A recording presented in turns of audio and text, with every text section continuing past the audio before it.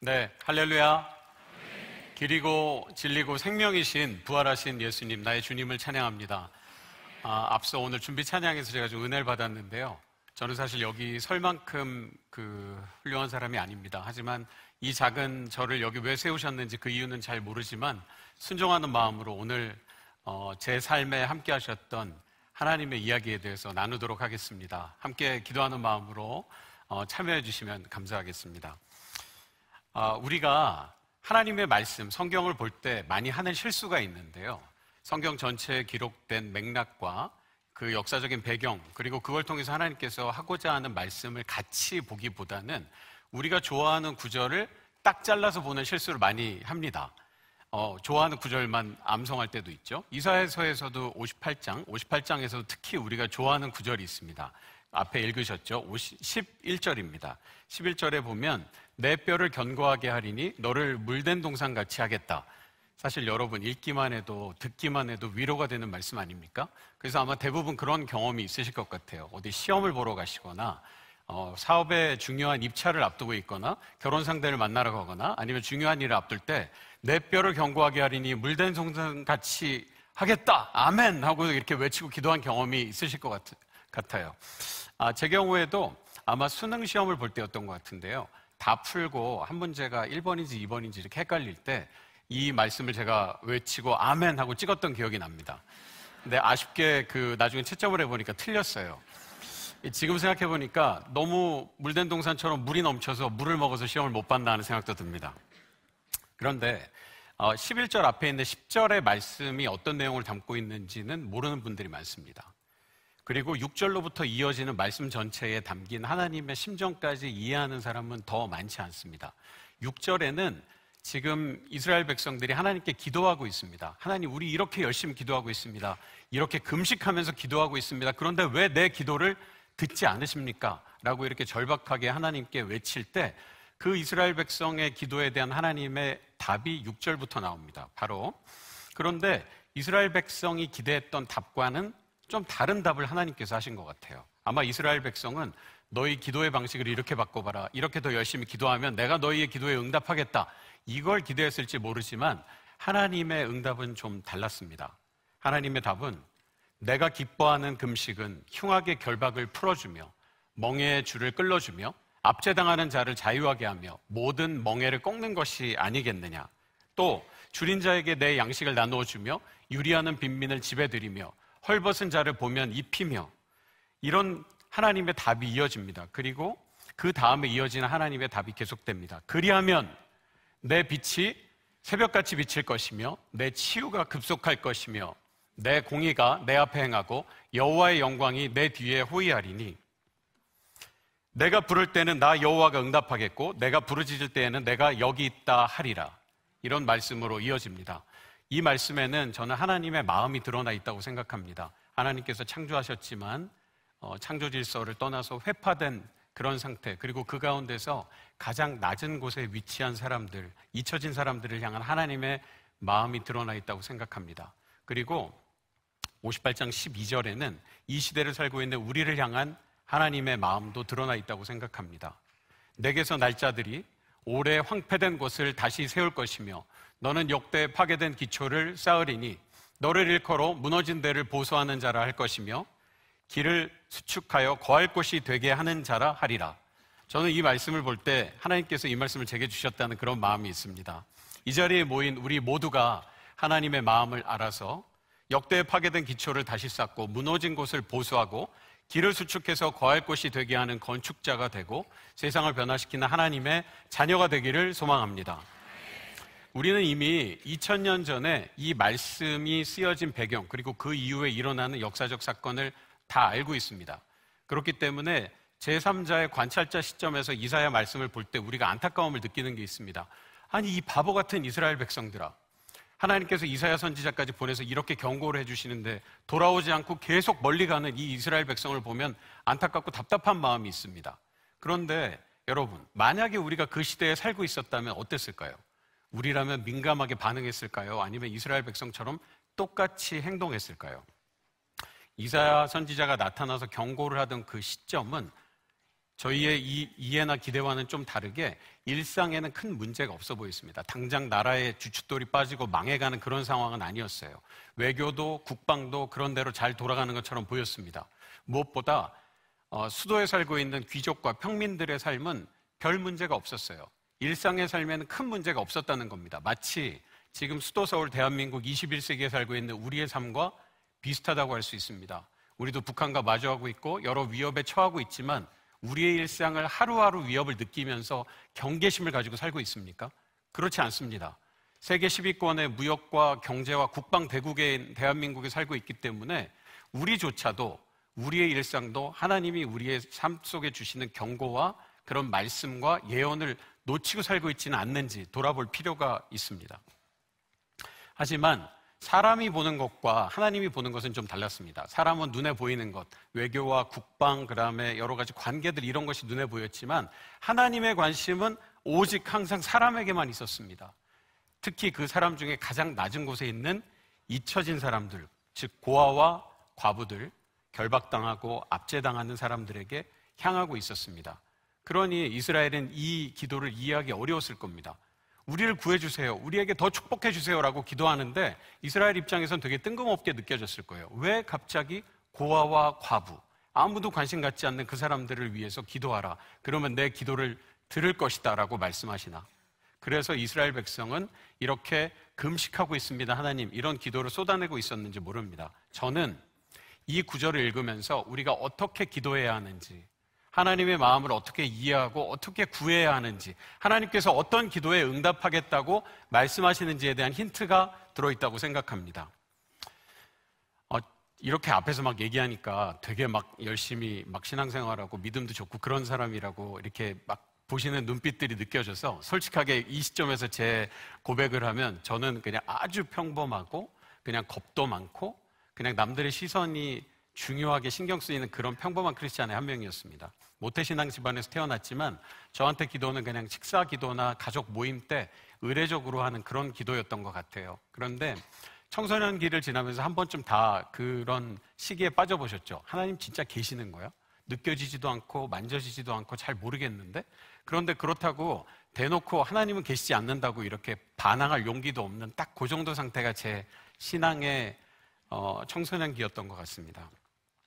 한국의 모든 고등학생이 그랬던 것처럼 저도 좋은 대학 가기 위해서 열심히 공부했고 수능시험도 봤습니다.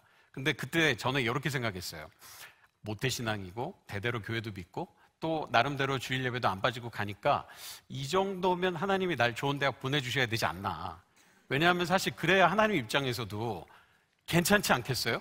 그래야 뭐 여러 목사님들 계시지만 하나님 입장에서도 이렇게 그 선교적인 영업이 잘 될 거라고 저는 생각했습니다. 왜냐하면 교회 좀 다니는 청년이 대학도 잘 가고 예수 믿었더니 좋은 대학 갔더라 해야 좋을 거 아닙니까? 그래서 저는 반드시 하나님께서 저를 제가 원하는 좋은 대학에 보내주실 거라고 생각했습니다. 제 믿음이 딱 그 정도 수준이었습니다. 그런데 제 기대랑 달리 고3 때 수능을 보고 시험 결과를 얻었는데 좀 제 기대랑은 달랐어요. 원하는 학교에 똑 떨어졌습니다. 그래서 이제 재수를 대한민국의 많은 우리 청소년들이 하게 되는 이 필수 의뢰인 재수를 하게 됐습니다. 근데 재수생 시절에 저는 한 사건을 경험하게 되고 그 사건을 통해서 제가 모태신앙으로 태어났지만 인격적으로 나의 하나님을 만나게 되는 그런 첫 걸음을 떼게 됩니다. 재수생 시절에 95년 6월 29일이었는데요. 이러면 나이가 나오겠네요. 그날이 저희 아버지 생신이었습니다. 그래서 저도 제 여동생도 아버지께 생신 선물을 사드리고 싶었어요. 그래서 여러분 아시겠지만 재수학원도 고등학교도 정규 수업이 끝나고 저녁 때 야간 자율학습이라는 걸 하는데 그거는 뭐 가정에 일이 있다고 양해를 구하면 집에 보내주거든요. 그래서 야간 자율학습을 빠지고 선물을 사러 집 앞에 있는 백화점에 갔습니다. 저도 여동생도 거기 있었지만 우리 둘은 거기 있는지 서로 몰랐어요. 그땐 핸드폰이 없었기 때문에. 제가 받았던 선물이 있었는데요. 아버지 셔츠를 하나 사드리고 싶었는데 사러 갔더니 가격이 좀 비싼 거예요. 제가 가져간 돈보다. 신용카드도 없었기 때문에 돈을 뽑기 위해서 1층에 현금 지급기가 있는 로비로 내려왔습니다. 지금과 달리 과거에는 ATM 현금 지급기의 성능이 좋지 않아서 저녁 6시 정도 되면 다 현금이 떨어졌습니다.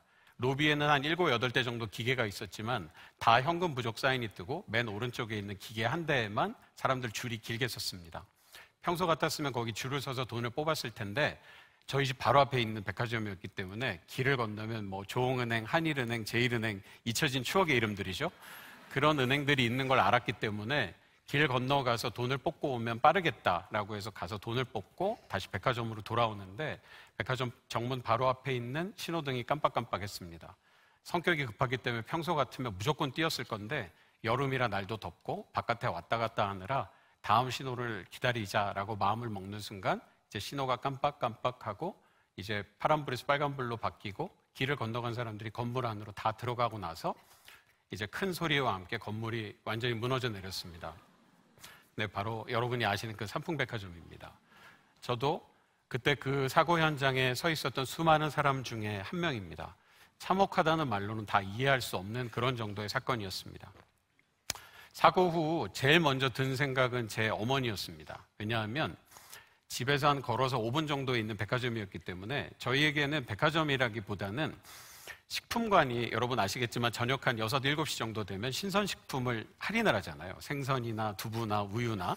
그래서 어머니는 항상 백화점을 6시 반, 7시 그 사이에 가셨어요. 평소에도 가서 싼 걸 사갖고 오시는데 그날이 저희 아버지 생신이었으니까 뭐라도 하나 더 사시지 않겠나 해서 집으로 막 뛰어갔습니다. 문을 딱 열었는데 어머니가 안 계신 거예요. 당연히 그 안에 계실 거라고 생각하고 너무 마음이 무너져 내렸습니다. 그래서 사실 그때 저는 기도 생활을 하고 있지 않았던 그냥 무늬만 크리스찬이었는데 어떻게 기도해야 되는지도 몰랐지만 그냥 엎드려서 엉엉 울면서 기도했습니다. 하나님, 우리 엄마 저 안에 계시면 좀 살려주시면 안 됩니까? 그러면 제가 무슨 뜻인지도 모르고 기도했습니다. 그냥 하나님 하라는 대로 하고 살겠습니다. 그때 제가 너무 잘 모르고 저 백지수표를 근데 그때 갑자기 마음에 든 생각이 어머니가 교회에 계실지도 모른다는 생각이 들었어요. 그래서 교회로 전화를 걸었습니다. 그때 저희 둘째 삼촌께서 이제 돌아가셨지만 그때 이제 뒤늦게 신학을 하셔서 개척교회를 하셨습니다. 저희 목사님 식구, 외삼촌 식구 4명, 그 다음에 저희도 이제 그 개척교회를 도와야 된다는 그 교회로 옮겨서 저희 식구 4명 포함해서 한 10몇 분 정도밖에 안 되는 아주 작은 개척교회였어요. 그러니까 그 교회에 크고 작은 행사가 많잖아요. 우리 여기도 이제 개척교회 목사님들 많으실 텐데 그래서 어머니께서 주중에 교회를 자주 가셨습니다. 그래서 그 혹시나 하는 마음에 전화를 걸었는데 신호가 가고 반대편에서 누군가 봤더니 제 목소리를 알아본 겁니다. 아, 준호구나. 내가 엄마 바꿔줄게. 저희 교회, 여기서 한번 박수치고 갈까요?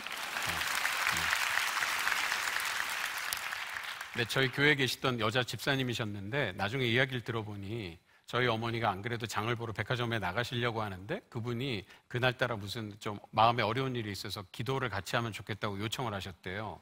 근데 저희 어머니께서 오늘 우리 남편 생일이니까 내일 만나자라고 전화를 끊었는데 그분이 얼마 뒤에 또 다시 전화가 와서 오늘 좀 만나주면 안 되냐. 그래서 저희 어머니는 얼마나 마음이 힘들면 이럴까라고 해서 장 보는 걸 포기하고 교회로 가셨다고 했습니다.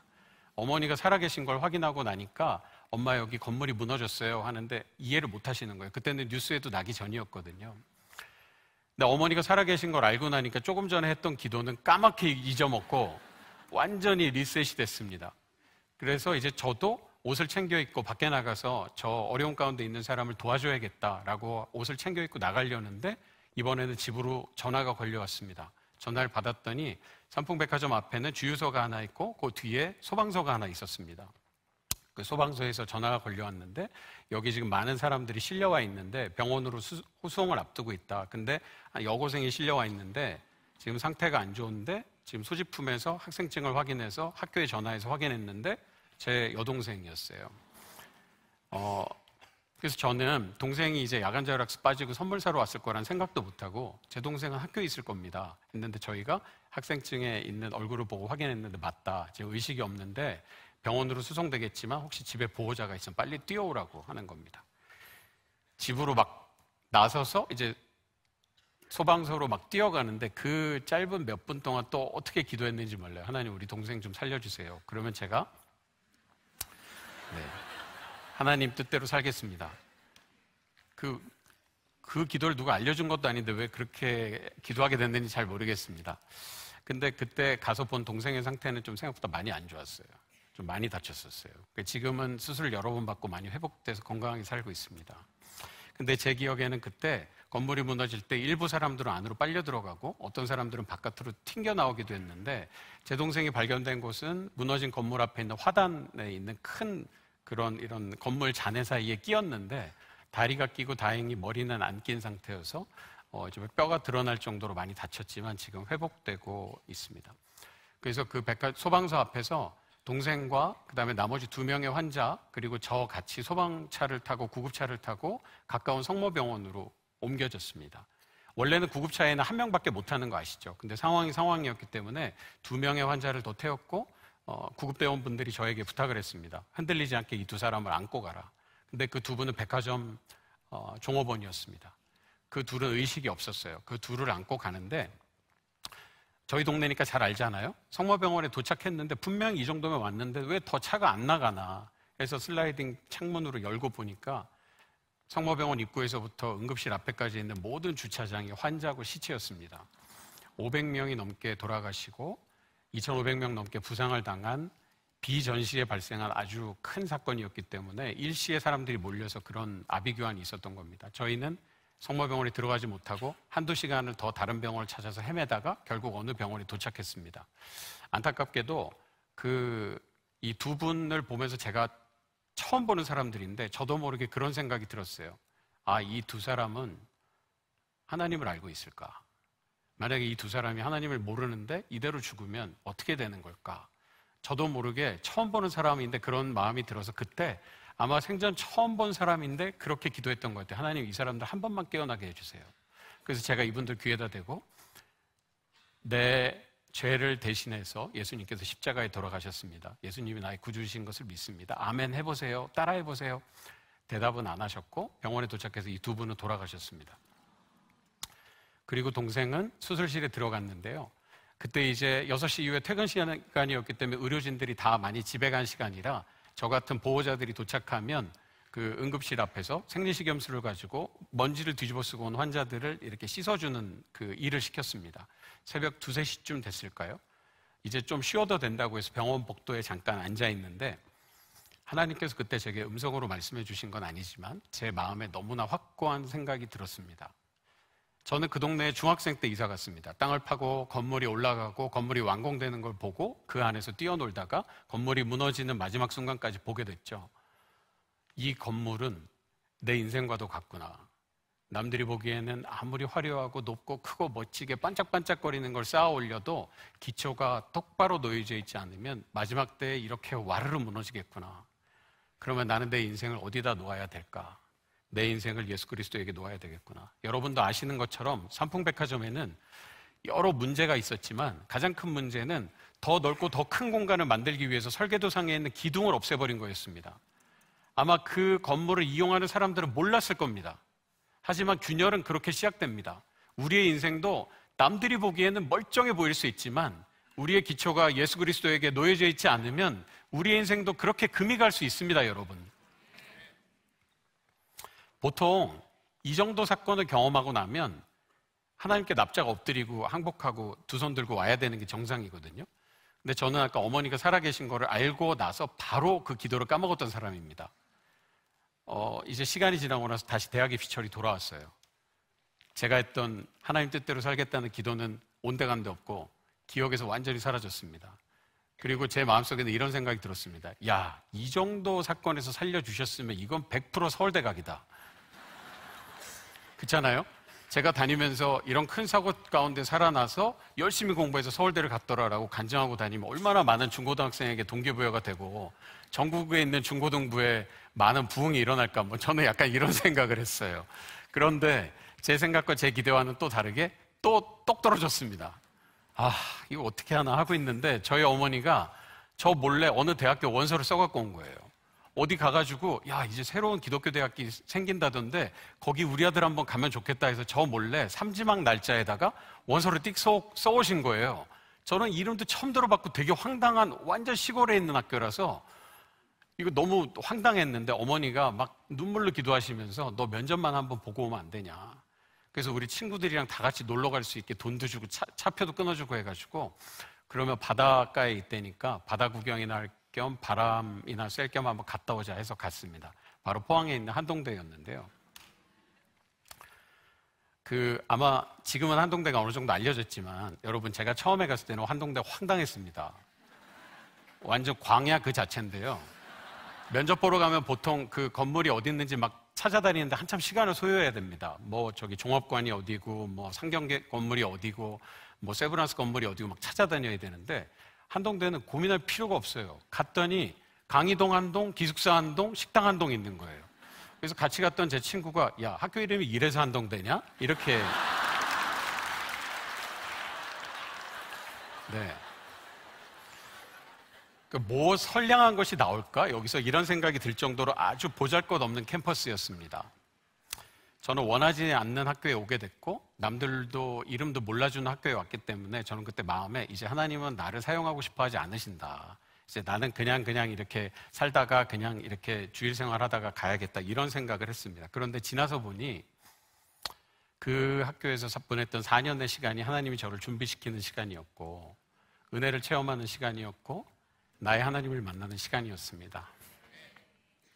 혹시 이 중에 며칠 전에 수능시험 본 사람이 있습니까? 그리고 그 수험생을 가지고 있는 그 가족이 있습니까? 혹시 여러분 중에 지금 그 점수, 성적 몇 퍼센트 그것 때문에 고민하는 사람이 있으면 그거 내려놓으시기 바랍니다. 여러분 그 점수와 성적이 여러분 인생의 전부가 아닙니다. 여러분 남은 인생이 여전히 길고 그 남은 인생 가운데 여러분이 하나님이 계획하고 예비하신 그 길이 분명히 있습니다. 지금은 눈에 안 보이고 되게 답답하고 속상하겠지만 믿고 의지하고 따라가 보시기를 소망합니다. 제 대학 생활은 다른 대학에 있는 친구들과 좀 달랐어요. 뭐냐면 학교가 너무 돈이 없고 재단이 너무 약했거든요. 제가 2회로 입학했는데 학교에 입학할 때 이미 학교가 부도가 나네 마네 이런 소문이 있었습니다. 사실 여러분 어음이란 단어, 부도라는 단어를 언제쯤 들어보십니까? 어느 정도 졸업하고 나서 들어보는 건데 저희는 대학교 입학하고 일주일 만에 부도, 어음 이런 얘기를 들었습니다. 거의 대부분 이런 식이었는데요. 오늘은 2천만 원을 어느 은행에 못 막으면 부도가 난대더라. 그래서 사실 이게 그 학교의 게시판에 붙어 있었어요. 오늘 조홍은행에 2천만 원. 그러면 이제 기숙사에서 나와서 학교 그 강의실로 가는 동안에 그걸 보고 가는 거예요. 그리고 가다가 수업 중에도 중얼중얼 아이들이 기도하기도 하고 수업이 없는 시간에는 학교 안에 작은 기도실이 있었는데 거기 가면 학생들하고 총장님하고 우리 교수님들로 넘쳐났습니다. 그렇게 해서 기도하는 거예요. 대부분 기도는 이런 식이었습니다. 오늘 조홍은행에 2천만 원 하면 옆에 있는 친구가 주시옵소서 이렇게 기도하는 거예요. 근데 얼마나 저희가 돈이 없는 게 상처가 됐으면 학교 안에 광장이 있는데 저희는 벤치를 살 돈도 없었어요. 그래서 그 빨간 벽돌을 모아다가 그걸 가지고 벤치로 이렇게 쌓아서 그걸 이제 벤치다 하고 했는데 한동대 영어 이니셜이 H하고 D잖아요. 그래서 저희가 그 H하고 D 모양으로 이제 벽돌을 쌓아서 의자를 만들었습니다. 그런데 그 광장의 이름은 HD 광장이었는데 저희가 부르는 다른 이름이 있었습니다. 하늘에서 보면 HD잖아요. 그래서 H 하나님, D 돈 주세요 광장이었습니다.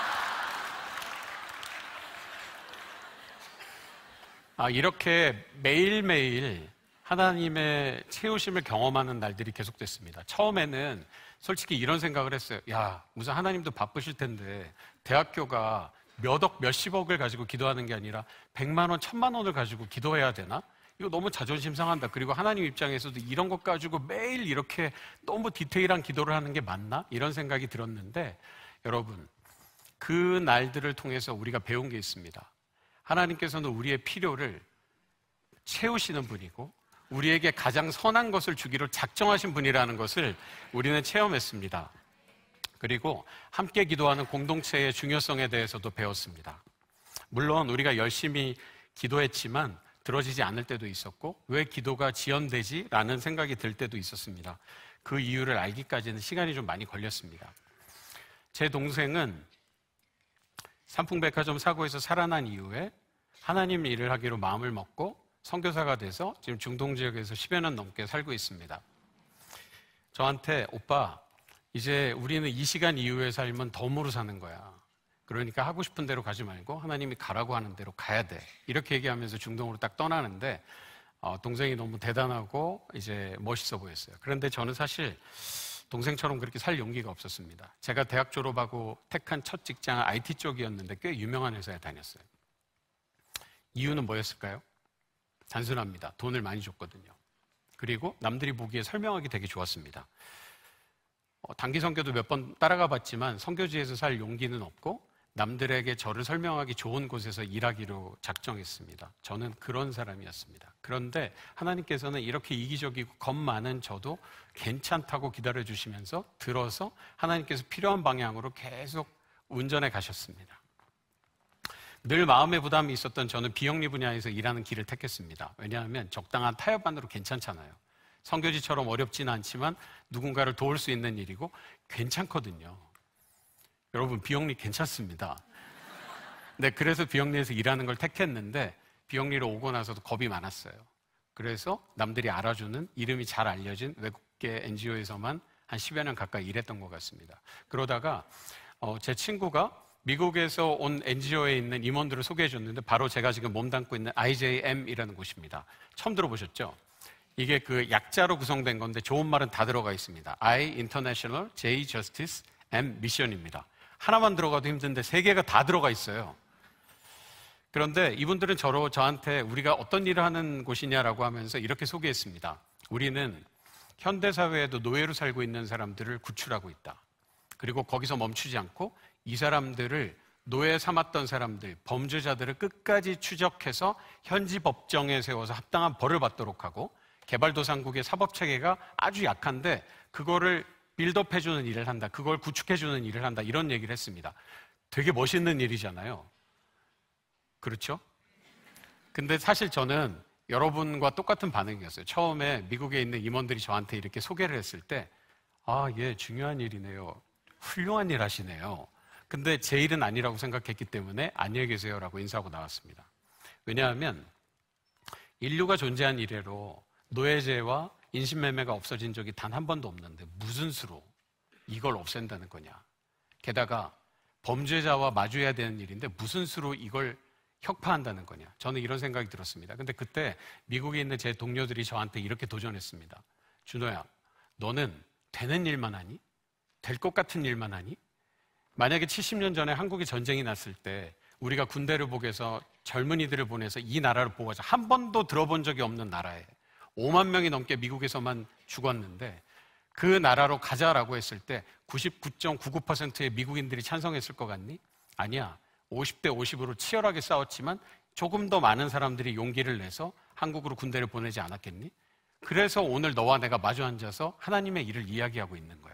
그렇다면 다른 사람도 아닌 너는 이 사랑을 흘려보내야 되지 않겠니? 완전히 한 대 맞은 것 같았어요. 계속 고민하던 저는 IJM에 결국 조인하게 됐습니다.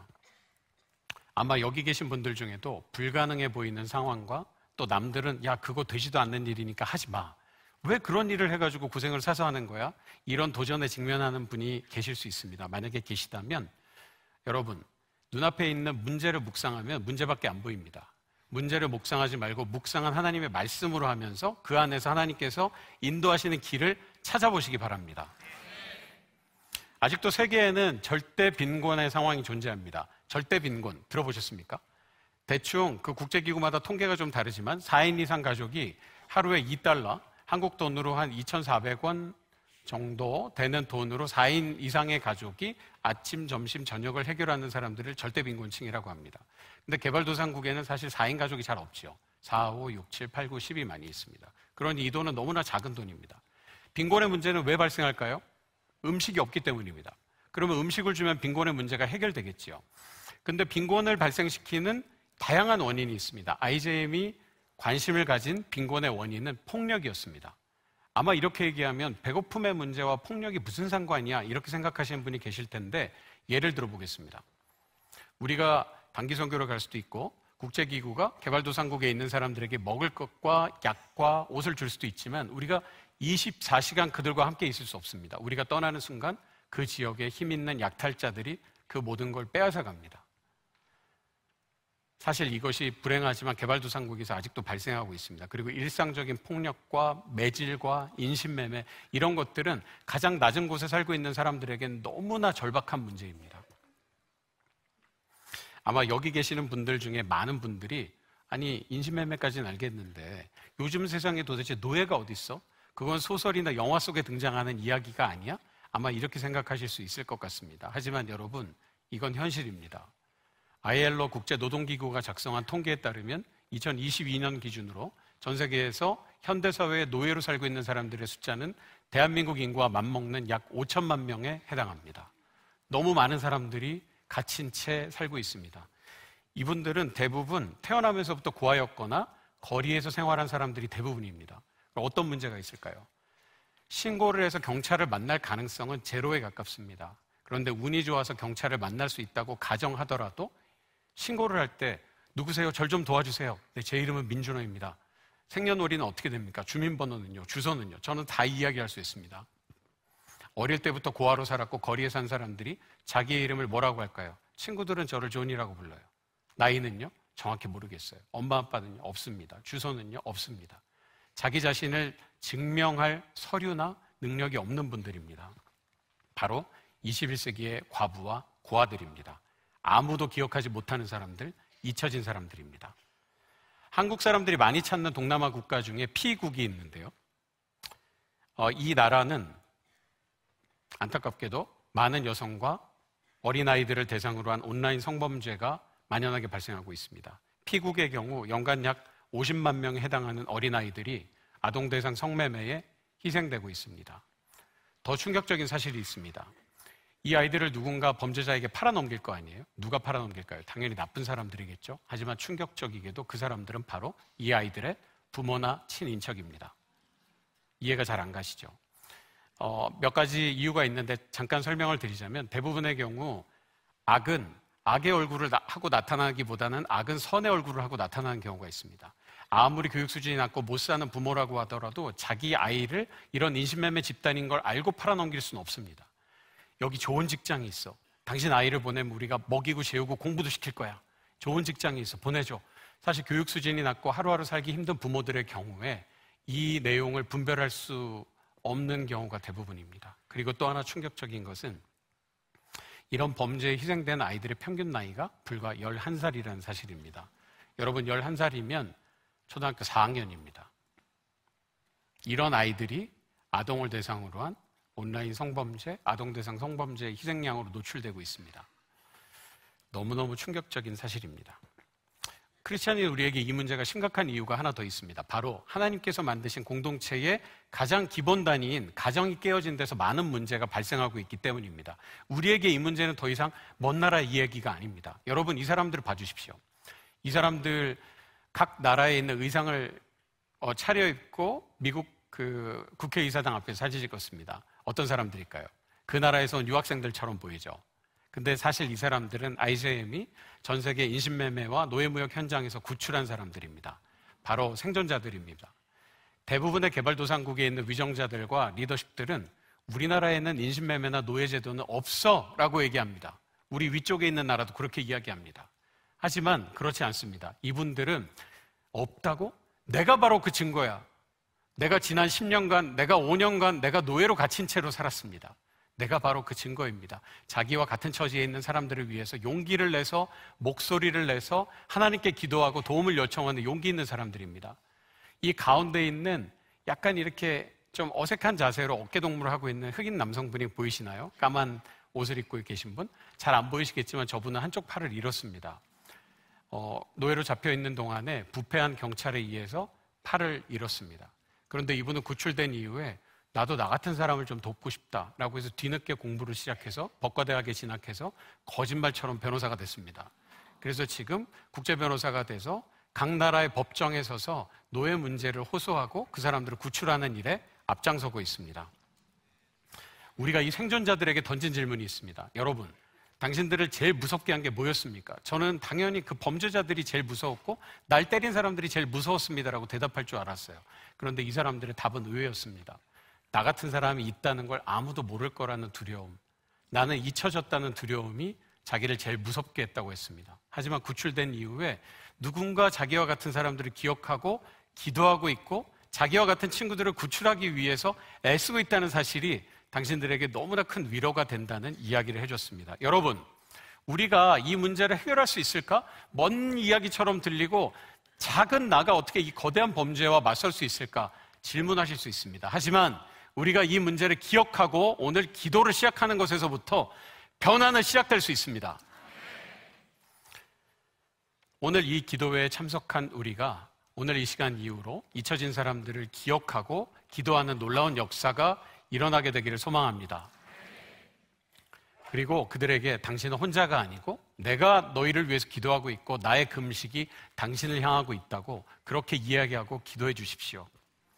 IJM이 하는 일은 배고픈 사람들에게 음식을 주고 아픈 사람들에게 약을 주는 것과는 조금 다릅니다. 물론 그 일도 너무 중요하고 계속 되어야 합니다. 하지만 저희가 하는 일은 아까 말씀드렸던 대로 인신매매의 희생자, 노예로 살고 있는 사람들을 구출하고 그 범죄자들을 끝까지 추적해서 현지 법정에 세워서 벌을 받도록 하고 그 나라의 법 체계를 바로 세워주는 일을 합니다. 그래야 지속 가능한 변화가 가능하다고 믿기 때문입니다. 그런데 말씀드렸던 대로 이 일은 쉽지 않습니다. 범죄자와 마주해야 되기 때문입니다. 우리가 그 노예로 살고 있는 사람들을 구출하면 범죄자들이 손해를 봐야 되는데 가만히 있을까요? 근데 이 무서운 범죄가 없어지지 않는 이유는 단순합니다. 돈이 되기 때문입니다. 얼마나 많은 돈이 될까요? 전 세계에서 2014년 기준 통계에 따르면 인신매매와 노예 무역으로 범죄자들이 벌어들인 범죄 수익의 총액이 한국 돈으로 약 210조 원입니다. 이렇게 어마어마한 돈이 벌어들여지기 때문에 범죄자들이 포기하지 못하고 있는 겁니다. 그렇기 때문에 우리 동료들은 일상적인 위험에 노출이 되기도 합니다. 실제로 몇 년 전에 케냐에 있는 저희 사내 변호사와 저희 동료 2명은 퇴근길에 실종이 됐어요. 근데 며칠 뒤에 시신으로 발견됐습니다. 불과 얼마 전에 그 범인을 케냐 법정에 세워서 벌을 받도록 하는 일이 있었는데 범죄자와 부패한 경찰들이 자기의 죄가 드러날까 봐 무서워서 이 사람들을 죽인 거였습니다. 현장에 있는 우리 동료들이 하는 우스갯소리가 있습니다. 이 범죄자들은, 인신매매 범들은 예수님을 믿는 우리보다 믿음이 더 좋다. 이거 되게 황당한 이야기처럼 들리시는데 무슨 얘기냐면 십자가에서 달려 돌아가신 예수님의 보혈로 구원받은 우리는 크리스찬입니다. 그런데 그 확신을 가지고 사는 우리는 사실 살다 보면 좀 흔들릴 때가 있잖아요. 그런데 이 범죄자들은 단 한순간도 의심하지 않는답니다. 나는 절대로 감옥에 가지 않아. 누가 감히 나를 감옥에 넣어? 이 동네에 있는 경찰, 판사, 재판관, 주지사, 시장 전부 우리 아빠 친구야. 누가 감히 날 집어넣어? 강력한 범죄의 카르텔이 있게 되는 것이죠. 그런데 어떻게 이런 변화가 만들어질까요? 한 예를 들어보겠습니다. 여러분 미국에 가면 높이 100m까지 자라나는 큰 나무들이 있습니다. 성인 남성 20-30명이 손을 잡아야 이렇게 아름들이 되는 그런 나무들이 있죠. 이런 나무를 베는 다큐멘터리를 한번 보신 적이 있습니까? 저는 오른쪽 끝에서 왼쪽 끝까지 톱으로 다 베는 줄 알았는데 그렇지 않았습니다. 약간을 베고 틈을 만들어낸 다음에 저 밑에 보시면 웨지라고 부르는 강력한 쇠로 된 쐐기를 박아놓습니다. 그리고 망치질을 합니다. 그러면 어떤 일이 일어납니까? 나무에는 금이 갑니다. 크랙이 생깁니다. 그리고 100m 정도 되는 큰 나무도 절대로 넘어가지 않을 것 같은 그 나무가 마침내 넘어가게 되는 겁니다. 하나님의 진리의 말씀이 어둠 가운데 들어가면 어둠이 멸하게 되는 것과 같은 원리입니다. 범죄자들이 나도 벌을 받을 수 있다고, 나도 감옥에 갈 수 있다고 그걸 깨닫게 되는 순간 엄청난 위축 효과가 일어나서 범죄가 줄어들게 되는 것을 우리는 목격했습니다. 여러분, 우리가 동남아 피국에서 가졌던 프로젝트에 대해서 한번 말씀드려보고 싶은데요. 너무 아동대상 성매매가 만연해서 처음에 저희가 빌 앤 멜린다 게이츠 파운데이션과 같이 이 프로젝트를 진행할 때 가졌던 목표는 20%만 줄여보면 좋겠다라는 거였습니다. 근데 4년 동안 피해자를 계속 구출하고 가해자를 현지 법정에 세워서 감옥에 집어넣고 그 나라의 법 체계를 계속 보완해주는 일을 하다가 4년 뒤에 그 나라 정부와 같이 모니터링을 해보니까 자그마치 72%의 범죄가 감소한 것을 볼 수 있었습니다. 할렐루야. 우리가 기도하고 하나님께 간구하고 그 사람들을 위한 마음을 가지고 기도할 때 변화가 시작될 수 있습니다, 여러분. 그런데 지난 26년간 전 세계에서 이런 구출 작전을 펴는 동안 우리에게는 어려움이 많았습니다. 쉽지 않았습니다. 왜냐하면 부패한 관료들이 미리 정보를 빼내서 범죄자들에게 팔아넘기기 때문에 우리가 그 범죄 지역을 급습하려고 하면 계속 도망가는 거예요. 이런 일이 계속 반복되는 겁니다. 그런데 그런 일이 한 5년, 6년, 7년, 10년 반복되니까 그 부패한 경찰 중에 질문을 하는 사람들이 생기기 시작했다고 합니다. 도대체 당신들은 이 일을 왜 하는 거야? 나는 돈이라도 받고 이 일을 하는데 당신들은 이 일을 왜 하는 거야? 이런 질문이 반복되고, 그때 저희 직원 하나가 이렇게 얘기했답니다. 우리를 여기에 보낸 분이 계신다. 그분은 너무 강력하고 그분은 너무나 위대한 분이다. 그랬더니 이 부패한 경찰이 진짜로 정말 유력한 무슨 정치인이나 힘센 사람이라고 생각을 한 거예요. 그리고 나도 그 사람한테 줄을 좀 댈 수 있겠느냐, 나도 그 사람을 소개해주면 안 되겠냐. 그러다 보니까 이 사람이 듣다 보니 그 지저스가 사람 지저스가 아니었던 거예요. 그렇게 되면서 거짓말처럼 이 사람들 중에 깨어진 크리스찬이 나오기 시작하면서 깨어진 크리스찬 경찰, 검찰, 판사 1명, 2명씩 나오면서 놀라운 변화가 일어나고 있습니다. 제가 IJM에 합류하고 한국으로 돌아와서 한국 법인을 설립하려고 준비할 때 저에게는 사실 교만한 마음이 있었습니다. 친구도 많고 이런 일도 많이 해봤으니까 이 정도 재단법인 설립은 한 3-4달이면 끝날 거야 이렇게 생각했는데, 코로나 시간이 되니까 한 1년이 되도록 이 법인 설립을 할 수가 없었어요. 그래서 너무 의기소침해 있고 기가 죽어 있는데, 그때 미국 본사의 대표인 게리 하우겐이라는 분이 저한테 와서 이렇게 위로를 해준 적이 있습니다. 이 게리 하우겐이라는 분은 미국판 금수저라고 소개할 수 있겠습니다. 대학은 하버드 나왔고 로스쿨은 시카고 로스쿨 나왔습니다. 졸업한 이후에 수십억 연봉을 받는 로펌에서 일하다가 미국 법무부의 특별검사로 일하게 됐습니다. 그러다가 유엔의 법무감으로 파견이 됐는데 그때 처음으로 부임한 임지가 르완다였습니다. 여러분, 1994년 르완다에서는 100만 명이 서로 죽고 죽이는 르완다 대학살이 있었습니다. 은자대마라고 부르는 한 마을에 있는 가운데 있는 교회입니다. 그 교회에 반대편 부족이 이 부족 사람 300명을 몰아넣고 문과 창문에 못질을 해서 불을 내서 300명을 다 태워 죽였습니다. 그 현장에서 앞에 있는 유골들을 보면서 기도하는 게리의 모습입니다. 게리는 그렇게 기도하면서 워싱턴 DC의 집으로 돌아와서 IJM을 구상하게 되고 창립하게 됩니다. 법무부와 백악관에 있는 신우회에 출석해서 이 기도를 나누고 내가 IJM을 창립하겠다고 했답니다. 그랬더니 그 신우회에 출석하는 사람들, 미국 법무부, 미국 백악관에 출석하는 사람들이니까 얼마나 대단한 사람들이었겠어요. 그 사람들이 와서 나도 당신을 돕겠다, 우리가 기도하겠다, 막 이렇게 했대요. 그러니까 IJM은 그렇게 시작했습니다. 아마 여기까지 들으면 이야, 그런 사람들이 기도하고 후원했으니까 IJM은 승승장구했겠구나 이렇게 생각하시는데, 그렇지 않았으니까 이 얘기를 하겠죠. 게리가 저에게 얘기했습니다. 그러고 나서 나왔는데 정확히 1년이 되도록 아무 데서도 전화 한 통이 안 오더래요. 그래서 자기한테 기도하고 도와주겠다고 한 사람들한테 문자를 보낼까 전화를 해볼까 핸드폰을 몇 번을 놨다 쥐었다를 반복했답니다. 근데 그러다가 한 1년쯤 되는 시점에 완전 다 내려놓고 하나님, 한국식으로 얘기하면 내려놓은 기도를 한 거죠. 하나님, 이 일에 대한 마음에 부담을 주신 분도 하나님이시고 시작하라고 하신 분도 하나님이시니까 하나님이 알아서 하세요. 그렇게 기도했더니 그때부터 우리 IJM 사역이 시작됐다고 합니다. 저는 오늘 다니엘 기도회에 초대받아서 이렇게 여러분에게 나누는 이런 영광스러운 자리에 섰습니다. 그런데 이제 저희가 2년 전에 법인을 설립했는데 처음에는 한국 교회에 가서 IJM을 소개하는 게 참 쉽지 않았어요. 저희를 불러주세요 하는데 쉽지 않았습니다. 당연하죠. 제가 누군지 어떻게 아세요? 그리고 IJM은 처음 들어봤잖아요. 제가 처음에 어디 가서 명함으로 IJM 드렸더니 어떤 목사님이 저한테, 제 이름이 민준호잖아요, I am 준호민의 약자냐 이렇게 얘기하시더라고요. 그런데 그때 미국에도 비슷한 일이 있었다고 합니다. 게리 대표가 전 미국에 있는 교회에다가 이제 다 보내지는 못했겠죠. 이제 수천 장의 초청장을 보내고 우리를 불러주세요, 현대사회의 노예 문제에 대해서 알리고 싶습니다라고 했는데 1년 동안 아무 곳에서도 초청이 오지 않았답니다. 그때 한 1년쯤 되는 시점에 시카고에 있는 한 교회에서 드디어 자기를 불러줬대요. 근데 자기는 그 집회를 아직도 잊을 수 없다고 얘기했습니다. 그래서 왜 그러냐 그랬더니 그 자리에 갔더니 60명이 있었대요. 그래서 제가 60명의 숫자가 너무 작았기 때문에 실망했습니까? 라고 했더니 그게 아니었답니다. 자기를 불러줬는데 그 오디언스 대상이 누구인지는 모르고 갔대요. 갔더니 글쎄 앉아있는 60여 명의 성도들이 우리로 치면 유치부 학생들이었던 거예요.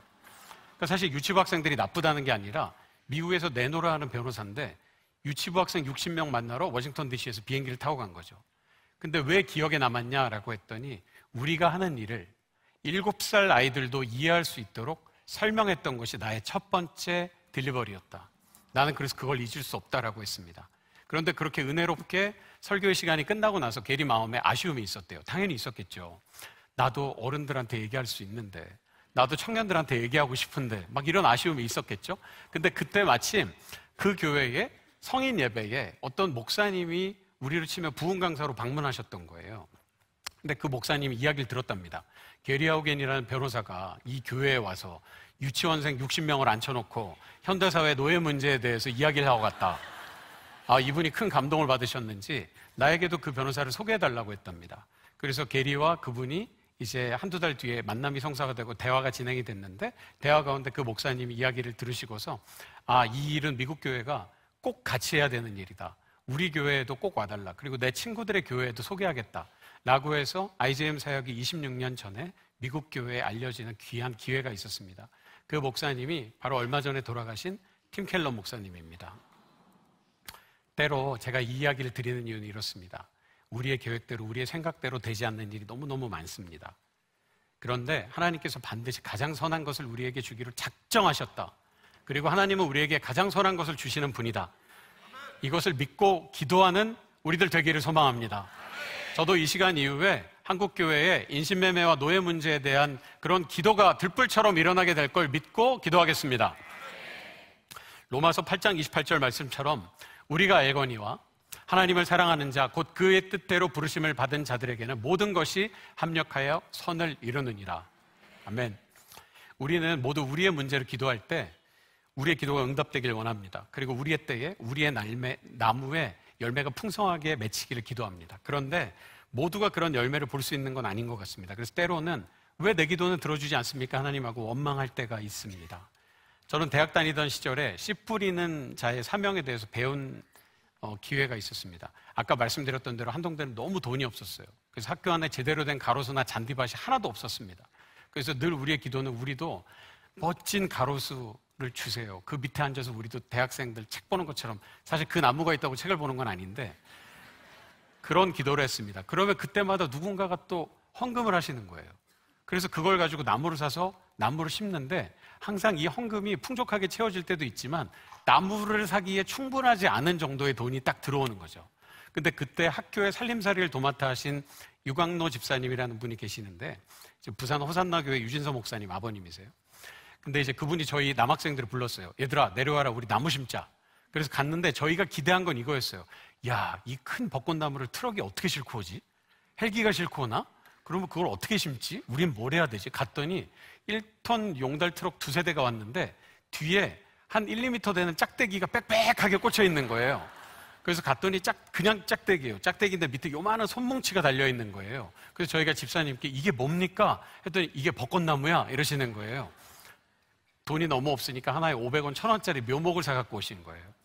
이 나무를 심으면 언제 나무가 커지고 우리가 그늘을 누릴 수 있습니까? 너희는 절대 이 그늘을 누리지 못한다. 그러면 언제 우리가 이 그늘을 누릴 수 있습니까? 한 15년 뒤에 너희 후배들은 누리게 될 거다. 그런데 지금 포항에 있는 한동대 캠퍼스는 꽉 찬 이런 멋있는 이런 초록 캠퍼스가 됐습니다. 가로수기를 바라고 원하고 간절하게 기도했던 우리의 기도는 들어진 겁니까? 들어지지 않은 겁니까? 우리 모두는 우리의 때에 열매가 맺히기를 기도하지만 어떤 사람은 씨 뿌리는 자의 사명을 받았고 어떤 사람은 물을 주는 사명을, 어떤 사람은 걸음을 주는 사명을 받았을지도 모릅니다. 그리고 또 어떤 사람은 열매를 수확하는 사명이 있을 수 있습니다. 우리가 씨 뿌리는 자의 사명을 받은 때에는 우리는 아무것도 보지 못하게 될 수도 있습니다. 하지만 우리는 우리가 서 있는 자리에서 최선을 다하고 하나님께서 반드시 가장 선한 것으로 주신다는 믿음으로 기도해야 합니다. 히브리서 11장 39절에서 40절 말씀입니다. 이 사람들은 다 믿음으로 말미암아 증거를 받았으나 약속된 것을 받지 못하였으니 이는 하나님이 우리를 위하여 더 좋은 것을 예비하셨은즉 우리가 아니면 그들로 온전한 것을 이루지 못하게 하려 하심이라. 구약 시대의 성도들은 예수님이 오지 않은 시대에 살았기 때문에 이런 하나님의 말씀은 받았지만 그 약속이 성취되지는 않았습니다. 하지만 그들은 그 약속을 붙들고 살았습니다. 신약의 시대를 사는 우리는 이미 오신 예수님을 경험했고 다시 오실 예수님을 기다리고 있습니다. 그들은 경험하지 못했지만 우리는 그 경험을 누리고 있습니다. 사람의 기대와 생각에 따른 그 약속의 프레임은 다를지 모르지만 하나님의 약속은 반드시 성취됩니다. 우리는 지난 3주간 다니엘 기도회라는 이름으로 모여서 간절히 기도했습니다. 지금 여러분의 기도는 어디에 있습니까? 어떤 분은 응답받았다고 뛸 듯이 기뻐할 수도 있지만 어떤 분은 왜 내 기도는 들어주시지 않습니까? 하고 탄식하는 분이 계실 수 있습니다. 우리는 기도할 때 하나님 아버지라고 기도하죠. 우리는 하나님을 아버지라고 부를 수 있는 유일한 존재입니다. 그런데 하나님을 아버지라고 부를 수 있는 것이 어느 정도의 특권인지에 대해서 우리는 놓칠 때가 너무너무 많습니다. 그래서 늘 우리를 자녀로 부르시는 하나님께 우리의 기도는 하나님, 우리가 하나님 자녀고 하나님이 우리 아버지인 건 이미 다 알고 있으니까 그거 말고 더 좋은 거, 큰 거 주세요. 그거 말고 딴 거 계속 이렇게 이야기하고 있는지 모릅니다. 그런데 여러분, 하나님께서 우리의 영광이 더 필요하실까요?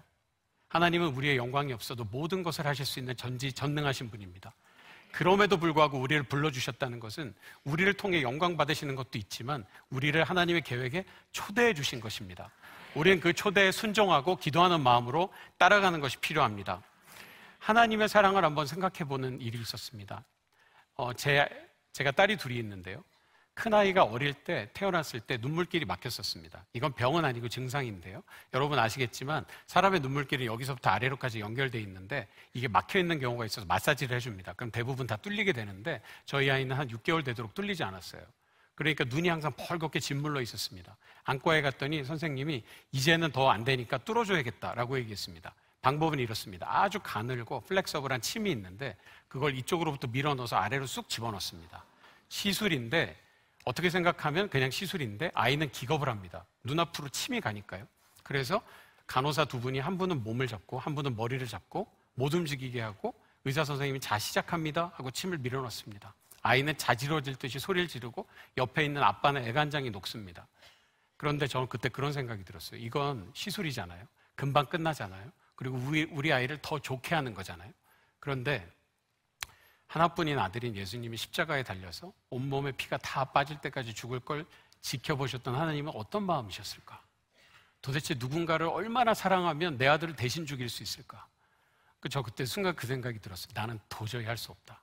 나는 그만한 자격이 있는 사람일까? 나는 그만한 자격이 없는 사람인데? 여러분 혹시 주변 사람들의 공격과 음해와 비난 때문에 여러분의 자존감이 낮아지는 것 같고 속상한 분이 계십니까? 여러분은 얼마짜리인 줄 아세요? 저희 권사님이 많이 쓰시는 표현인데 여러분은 예수님이 핏값으로 사신 예수님짜리의 가치를 가진 사람입니다. 사람들이 여러분이 뭐라고 얘기해도 여러분 주눅들 필요 없습니다. 저한테는 이제 시간이 거의 다 돼가서 마무리를 해야 되는데 제 인생의 멘토이신 선생님이 계십니다. 이제 돌아가신 지 4년 되셨는데요. 안동대 김영길 총장님이십니다. 김영길 총장님은 예수님의 제자는 어떻게 살아야 되는지 삶으로 보여주셨습니다. 이분이 하셨던 많은 말씀이 있는데 그 중에 하나가 공부해서 남 주자입니다. 좀 우리가 많이 들었던 어구하고는 좀 다르죠. 대부분은 공부해서 남 주냐? 너 공부해서 네 거 돼 라고 했는데 공부해서 남 주자라고 얘기하셨습니다. 되게 황당한 소리 같죠. 그런데 이 공부해서 남 주자라는 가르침을 받던 제자들이 지금도 가장 낮은 곳 땅끝까지 선교사로 가서 또 사람들을 도우면서 살고 있습니다. 한동대는 작은 학교라서 28년 됐는데 졸업생이 15,500명밖에 안 되는데 의과대학이 없는데 의사가 300명 나왔고 미국 변호사가 700명 나왔고 한 3,000명 정도가 외국에서 살거나 대기업에서 일하고 있습니다. 근데 그것보다 더 자랑스러운 숫자가 있습니다. 우리는 신과대학이 없지만 목회자와 선교사로 약 700명 정도가 낮은 곳 땅끝 아무도 가지 않는 시골교회, 아프리카, 아시아 곳곳에 들어가서 섬기고 있습니다. 우리가 그 친구들에게 물어봤습니다. 너희들 왜 이렇게 사니? 배워서 남주자고 배웠잖아요. 그리고 예수님의 삶을 배웠잖아요. 여러분, 예수님의 제자가 되고 그 제자가 또 제자를 길러내는 삶은 이렇게 엄청난 결과를 만들어냅니다. 우리 예수님의 제자가 되는 삶을 삽시다. 그리고 이 땅을 사는 동안에 제자를 길러내는 삶을 삽시다. 재밌는 숫자를 하나 말씀드리고 넘어가면 우리는 총장님의 가르침을 대부분 다 잘 따랐지만 그 가르침의 정면으로 듣지 않은 게 딱 하나 있는데요. 밖에 나가서 퍼지라 그랬더니 15,500명 졸업생 중에 우리끼리 결혼한 숫자가 CC가 1,500 커플 3,000명입니다. 약 20%가 우리끼리 결혼한 거죠. 시족사회를 구축했습니다. 혹시 여러분 중에 자녀의 결혼과 진로와 취업과 여러 가지 고민이 있으신 분들 한동대를 고려해 보실 것을 강력히 추천합니다. 한동대에서의 헌신의 시간을 마치고 총장님께서는 퇴임하셨습니다. 그리고 바깥에서 계속 제자들을 길러내는 삶을 사셨는데 그때 총장님에게 예상치 못한 병마가 찾아왔습니다. 바로 췌장암이었습니다. 초기에 병원에서는 예후를 아주 나쁘게 예측했습니다. 그런데 초기에 치료가 잘 돼서 한 3년 정도 건강하게 사셨습니다. 근데 그때 우리는 늘 기도했습니다.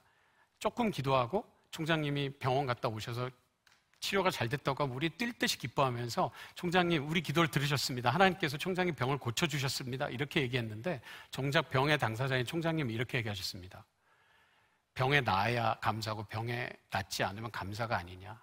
사람은 누구나 언제나 어떤 모습으로든 죽을 수 있는데 그건 우리 마음대로 되는 게 아니다. 병에 나아도 낫지 않아도 모든 것 하나님이 하시는 거고 모든 것이 감사다. 이해할 수 없었지만 그렇게 고백하셨습니다. 그러던 중에 더 가슴 아픈 일이 찾아왔습니다. 미국에 살던 총장님의 따님인 종민이 누나가 총장님의 병간호를 위해서 휴가를 내서 한국의 병원에 잠깐 머무르고 있었습니다. 근데 병원에 오기 전에 미국에서 건강검진을 했는데 몸에 혹이 하나 있다는 이야기를 들었어요. 근데 큰 문제는 아니니까 걱정하지 말라고 했고 한국에 와 있는 동안에 건강검진을 하면서 그 혹을 떼고 혹시나 해서 그 조직검사를 맡겼는데 너무 안 좋은 종류의 암으로 나왔습니다. 그래서 너무 착하고 믿음 좋고 유능한 하나님의 사람이었던 김종민 누나는 그렇게 불과 몇 달 뒤에 가족과 총장님을 남겨두고 먼저 천국으로 떠났습니다. 아버지가 아팠기 때문에 자기의 투병 사실을 끝까지 아버지에게 알리고 싶어 하지 않았고 마지막 때가 됐을 때야 전화를 해서 총장님에게 아버지에게 그 이야기를 전했습니다. 사모님 되신 김영애 권사님께서는 미국에서 열리는 장례식에 참석하기 위해서 미국으로 떠나셨고 총장님은 혼자 남으셨습니다. 집에. 저하고 다른 제자 2명이 집에 모였고요. 미국에서 온라인으로 중계되는 장례식을 보는 동안에 너무 가슴 아프게 우셨습니다. 사람들이 너무 많이 위로했어요. 하나님 분명히 큰 계획이 있으실 거다. 더 큰 계획이 있을 겁니다. 그런데 그런 말들이 하나도 위로가 되지 않았습니다. 한참을 바닥에 엎드려서 우시던 총장님이 세수를 하고 나오셔서 우리 제자들을 모아서 이렇게 얘기하셨습니다. 내가 믿는 하나님은 어떤 큰 계획을 위해서 사랑하는 내 딸을 데려가는 분이 아니다. 나는 그분이 왜 이런 일을 하셨는지 이해할 수 없고 이해하고 싶지도 않다. 받아들일 수 없다. 하지만 이 일은 내가 나중에 천국에 올라가서 하나님께 여쭤봐야 될 일이다. 이해할 수 없고 이해가 되지도 않지만 그분이 나의 아버지 되신 것은 변하지 않고 내가 그분의 아들인 것도 변하지 않는다. 그분과 나의 관계는 그 어떤 것으로도 손상할 수 없다. 나는 그분의 아들이다. 내 귀에다 대고 참소하는 사탄아 물러가라. 이렇게 나지막히 외치셨습니다. 그리고 우리에게 이렇게 말씀하셨습니다. 너희가 남은 인생 살 때 이해할 수 없는 일이 닥칠 때 감당할 수 없는 일을 만날 때 너희의 기도가 들어지지 않는 것 같고 나의 하나님 어디 계십니까? 하고 탄식하는 순간이 올 때 그거 하나만 기억해라. 하나님은 하나뿐인 아들 예수님을 너와 나를 위해서 십자가에서 피 흘려 돌아가시게 하셨다. 그분은 우리 아버지 되시고 우리는 그분의 아들이다. 그것만으로 충분하다. 그거 하나만 기억해라.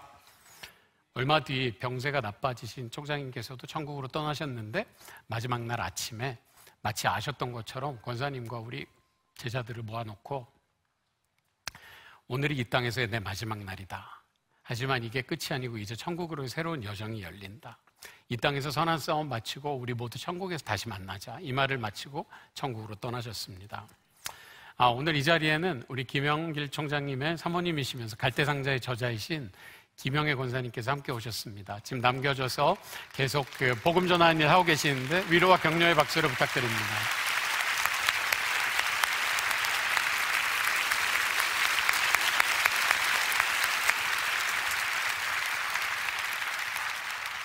혹시 이 자리에 아픈 가족으로 인해 본인의 병으로 인해 마음이 아파서 기도하고 있는 분이 계시다면 이 시간 하나님께서 여러분에게 특별한 위로를 주시기를 견딜 수 있는 힘을 주시고 어떤 상황에도 그분이 나의 아버지시고 나는 그분의 자녀입니다라고 고백할 수 있는 용기를 주시기를 기도합니다. 이 세상을 쥐고 있는 사망의 권세는 너무 강력하고 사실 무섭습니다.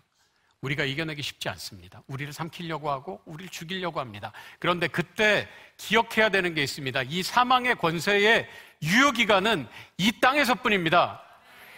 얘들이 우리를 죽이려고 아무리 노력을 해도 우리의 영혼과 우리의 진정한 생명은 거두어갈 수 없습니다. 예수님에게 붙들려 있기 때문입니다. 이사야 43장 2절 말씀입니다. 내가 물 가운데로 지날 때에 내가 너와 함께할 것이라. 강을 건널 때에 물이 너를 침몰하지 못할 것이며 내가 불 가운데로 지날 때에 타지도 않을 것이다. 이 말씀을 볼 때 여러분, 물에 빠지지 않고 불에 타지도 않는다, 이게 우리 귀에 들어오지만 그 앞에 있는 말씀을 기억해야 합니다. 내가 너와 함께할 것이다. 때로 물에 빠질 수도 있고 불에 탈 수도 있습니다. 하지만 그 순간에도 함께하고 계신다고 말씀하시는 하나님의 은혜에 힘입어서 종국의 우리의 진정한 생명과 영혼을 손상시킬 수 없다는 그 약속을 믿고 걸어갈 수 있기를 소망합니다. 우리는 예수님의 제자입니다. 제자는 선생님의 생각을 이해하고 따르는 사람을 제자라고 합니다. 그럼 우리의 기도의 대상이 되시고 중보자가 되시는 예수님을 이해하는 것은 우리 기도에 있어서 가장 중요한 부분이 아닙니까? 우리는 억울한 일을 당하고 모함을 당할 때 예수님께 기도하면서 엄청나게 통쾌한 역전승을 기대합니다. 하나님, 일거에 나의 적들을 죽여주시고 나를 대적하는 사람들을 다 없애주세요라고 기도합니다. 근데 여러분, 그 기도가 이상한 건 아니에요. 시편에 나오는 수많은 탄식 기도와 시편에 나오는 많은 기자들이 내 원수의 머리를 부숴주세요라는 그 기도를 볼 때 나만 이상한 건 아니구나라는 걸 느끼게 됩니다. 그런데 저는 마태복음에 등장하는 예수님의 기도를 생각해 봅니다. 마태복음 26장 39절입니다. 얼굴을 땅에 대시고 엎드려 기도하여 이르시되 내 아버지여, 만일 할만하시거든 이 잔을 내게서 지나가게 하옵소서.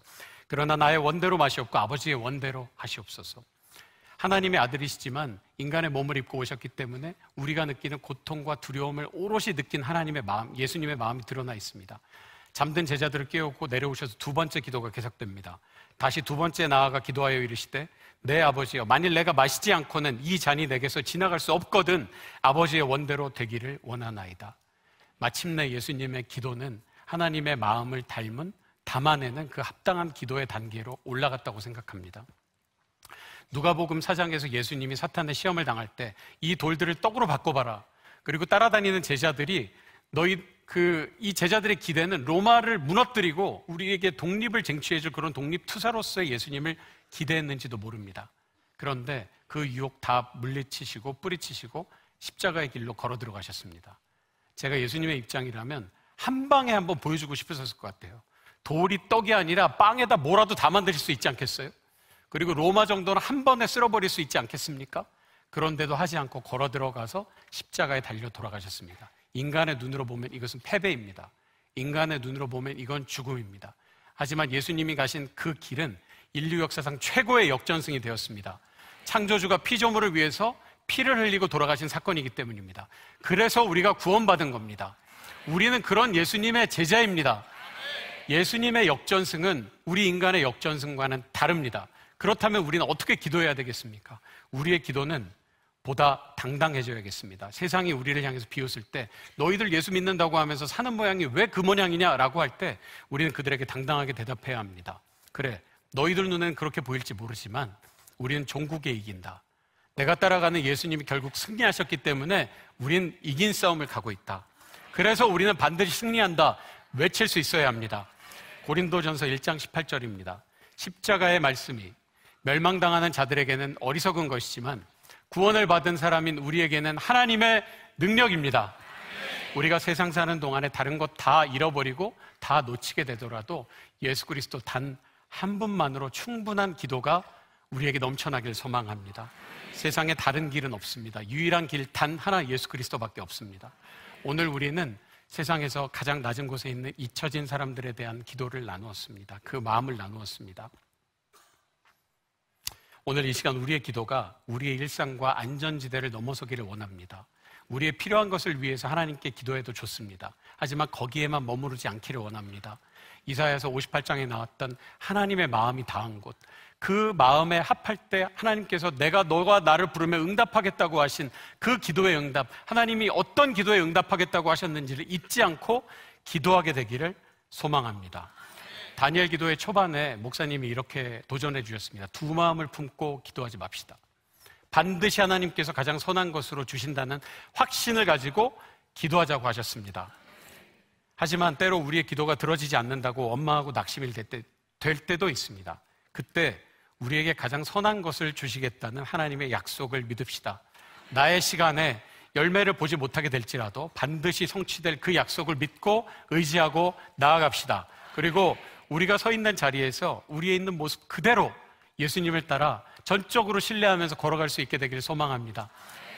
마지막으로 저는 얼마 전에 어떤 모임에 가서 한 원로 목사님의 설교를 들을 기회가 있었습니다. 90세 되신 목사님인데 그분이 이렇게 고백하셨습니다.